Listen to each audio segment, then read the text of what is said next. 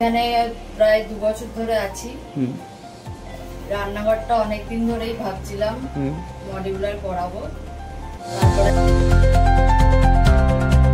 এক ফ্যামিলি মেম্বারের কাছ থেকে কিউব ইনোভেশনের সম্বন্ধে জানতে পারলাম, ওনাদের কাছ থেকেই করালাম।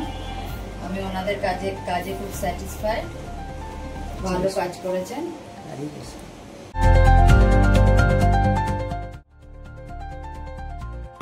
রাজীব সে এসেছিল এবং আমার এই কিচেনটাকে খুব সুন্দর করে সাজিয়ে দিল, তার জন্য মেনি মেনি থ্যাঙ্কস।